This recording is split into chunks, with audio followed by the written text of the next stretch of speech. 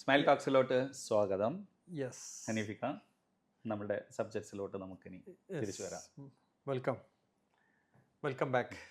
Yes, welcome back. ബിസിനസ്മാൻമാരിൽ എപ്പോഴും suffer ചെയ്യുന്നൊരു ഭാഗമാണ് ബിസിനസ്സിൻ്റെ പിന്നാലെ അങ്ങ് പോകുന്ന സമയത്ത് മറ്റൊരു ഭാഗം അവരുടെ ഫാമിലി അല്ലെങ്കിൽ റിലേഷൻസ്. പല ഫാമിലിയിൽ തന്നെ ചില വലിയ വലിയ കല്യാണങ്ങൾ അങ്ങനത്തെ കാര്യങ്ങളൊക്കെ പങ്കെടുക്കാൻ അവർക്ക് സമയം കിട്ടാറില്ല. പ്രയോറിറ്റി ബിസിനസ്സിന് കൊടുക്കുന്നതുകൊണ്ടായിരിക്കാം. ഒന്ന് ആ വഴിയെ നമുക്കൊന്ന് യാത്ര ചെയ്യാം എന്ന് തോന്നുന്നു. ശരിയാണ്.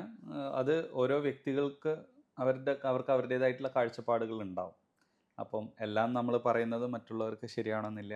നമ്മൾ തെറ്റെന്ന് പറയുന്നത് പലതും മറ്റുള്ളവർക്ക് ശരിയുമായിരിക്കാം. പക്ഷേ എന്നിരുന്നാൽ കൂടെയും നമുക്ക് നമ്മുടെ ലൈഫിൽ എങ്ങനെയായിരുന്നു, അല്ലെങ്കിൽ നമ്മൾ കണ്ടുവരുന്ന ലൈഫിൽ എങ്ങനെയായിരുന്നു, അറിയുന്ന കാര്യങ്ങൾ നമുക്ക് ഷെയർ ചെയ്യാം. അപ്പോൾ സാറിനോട് ചോദിക്കാനുള്ളത്, നമ്മളിപ്പോൾ ബിസിനസ്സിൽ ഇങ്ങനെ ഓടുന്ന സമയത്ത് അവർക്ക് സമയം കൊടുക്കുന്നില്ല എന്നത് മാത്രമല്ല, ചിലപ്പോൾ ഒരു വലിയൊരു ബിസിനസ്മാൻ ആഗ്രഹിക്കുന്നുണ്ടാവും ഇവരുടെ ബിസിനസ്സിനെ ഇത്ര മോട്ടിവേറ്റ് ചെയ്യാനൊക്കെ അവർ കൂടെ വേണം, അല്ലേ? അവർക്ക് ചില കാര്യങ്ങളൊക്കെ അറിയാമായിരുന്നെങ്കിൽ ഒന്നും കൂടെ നന്നായിരുന്നു. ഫാമിലി കൂടെ വേണം എന്ന് മാത്രമല്ല, അവർ സപ്പോർട്ടിങ് മാത്രമല്ല, ബിസിനസ്സിൽ തന്നെ സപ്പോർട്ട് ചെയ്യണോ എന്നുള്ളതൊക്കെയാണ് നമുക്കിന്ന് റൊമാൻസിനെ കുറിച്ച് ചർച്ച ചെയ്യുമ്പോൾ എനിക്ക് തോന്നുന്നത്. ഓക്കെ, നമുക്ക് ബിസിനസ്സിൽ പല കാലഘട്ടങ്ങളുണ്ട്. ഈ കാലഘട്ടങ്ങളുണ്ട്, പ്രായമുണ്ട്. നമ്മുടെ പ്രായം അതിൽ വളരെ ഇമ്പോർട്ടൻ്റ് ആണ്. കാരണം നമ്മുടെ യങ് ഏജിലുള്ള ത്രില്ലല്ല ഒരു മിഡ് ഏജിലുള്ള ത്രില്ലല്ല നമ്മളുടെ ഒരു 60s 70s പോകുമ്പോൾ. എന്നാൽ ഈ കാലഘട്ടത്തിനനുസരിച്ചിട്ടാണ് ഒരാൾ സക്സസ്ഫുൾ ആവുന്നത് അല്ല. 65-ാമത്തെ വയസ്സിലാണ് പല ആളുകളും ബിസിനസ് സ്റ്റാർട്ട് ചെയ്തിട്ട് സക്സസ്ഫുള്ളി വന്നിട്ടുള്ള KFC എല്ലാം നമുക്കറിയാം. അപ്പോൾ ഇങ്ങനൊരു പ്രായം അതിനൊരു തടസ്സമല്ലെങ്കിൽ കൂടെയും ഈ നമ്മളുടെ കേപ്പബിലിറ്റീസ്, അതായത് ഇപ്പോൾ ഒരു ഉദാഹരണത്തിന് നമുക്ക് ഉറക്കമൊഴിച്ച് പണിയെടുക്കണം, അങ്ങനെ ഇത് വരുമ്പോൾ യങ്സ്റ്റേഴ്സും മിഡ് ഏജൊക്കെ ആകുമ്പോൾ അത് പോസിബിളാണ്. ഏജ്ഡ് ആവുന്ന സമയത്ത് നമ്മളുടെ ശരീരം, മനസ്സ് പറയുന്ന പോലെ നമ്മുടെ ശരീരം സമ്മതിക്കാമെന്നില്ല. അപ്പം ഇതിനൊക്കെ അനുസരിച്ചിട്ടാണ് നമ്മുടെ ഈ റൊമാൻസിലെ ഏറ്റക്കുറച്ചിൽ വരുന്നത്. ഞാനൊരു പ്രശസ്തിയായൊരു ആൾ പറയുന്നത് കേട്ടിട്ടുണ്ട്. അവരുടെ ഹസ്ബൻഡിനെ കുറിച്ച് പറയുന്ന വെരി സക്സസ്ഫുൾ പേഴ്സൺ ആണ്.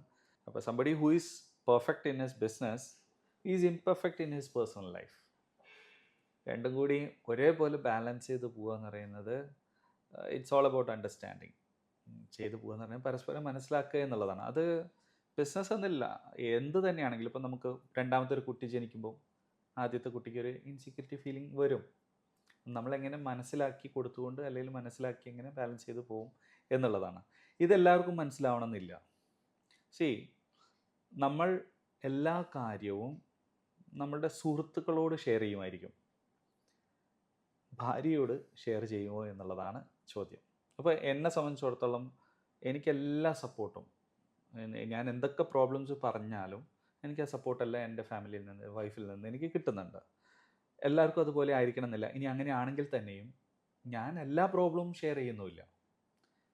എനിക്ക് അവിടെ നിന്നൊരു ബെറ്റർ അഡ്വൈസ് അല്ലെങ്കിൽ ബെറ്റർ സപ്പോർട്ട് കിട്ടും, അല്ലെങ്കിൽ എനിക്കൊരു സൊല്യൂഷൻ വേണം, അല്ലെങ്കിൽ അത് അവരുടെ ആ കേപ്പബിലിറ്റിക്ക് ഉള്ളിൽ നിന്നുകൊണ്ടുള്ള ഒന്നാണ്, അല്ലെങ്കിൽ അവരെ അറിഞ്ഞിരിക്കണം എന്ന് തോന്നുന്ന ഒരു പ്രോബ്ലമാണ്. അതല്ലെങ്കിൽ ഫ്യൂച്ചറിൽ അവരെ അഫക്റ്റ് ചെയ്യാൻ പോകുന്ന മേ ബി ഒരു സംഭവമാണെങ്കിൽ അത്തരത്തിലുള്ള കാര്യങ്ങൾ നമ്മൾ ഷെയർ ചെയ്യണം.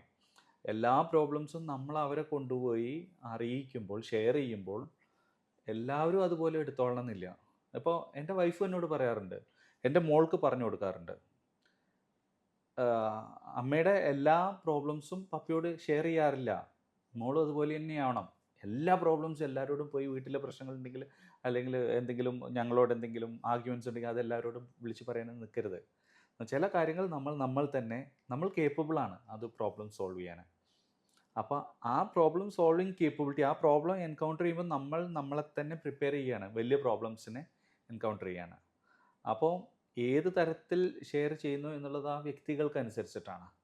അപ്പോൾ വെൽ എഡ്യൂക്കേറ്റഡ് ആയിട്ടുള്ള ഒരാൾ അത്രയും എഡ്യൂക്കേറ്റഡ് അല്ലാത്ത ഒരാൾക്ക് ആ കാഴ്ചപ്പാട് ഒരു പക്ഷേ കിട്ടിക്കൊള്ളുന്നില്ല.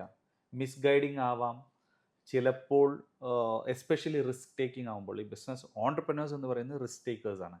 റിസ്ക് കൂടുന്തോറും അവിടെ പ്രോബ്ലംസോ അല്ലെങ്കിൽ റവന്യൂ ഏതെങ്കിലും ഒന്ന്, ബെറ്റർമെൻറ്റോ ഏതെങ്കിലും ഒന്ന്